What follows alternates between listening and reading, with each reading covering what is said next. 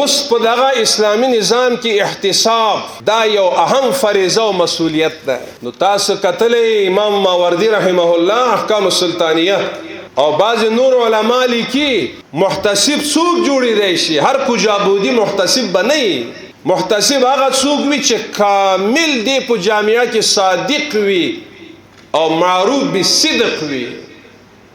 اوس موږ تاسو خپل ګریوان او یخن ته وګورو چې واقعا زه مشهور او معروف صادق یم کوم الله دې قبول کړي. کله دې مخکې دروغ ویلي توبه طائف شو او کله دوام کوي وتومت د معزولیږي دې ته ضرورت هم نشته چې منفک شي.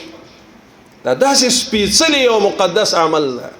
امین او دیانتدار وي دا انګوشنما نه وي. څوک دا نه وایي ته د هوټل او د رستورانت ما نان خورده بودی چرا نان میخوری اوجا شوباست اتقوا عن مواضع الفتن. د مطرح تنخواه و مادیات و مفادات نوی. د اصل هدف د الله رضا وي.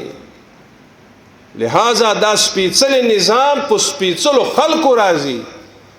الطیبات للطیبین والطیبون للطیبات.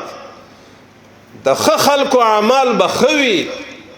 الخبيثات للخبيثين والخبيثون للخبيثات. او د ګنده خلقو اعمال ګنده وي. اوس د ګران هیواد ولسونو سترګې تاته دي. اوس دې در په غاړه خورا ستر مسؤلیتونه دي.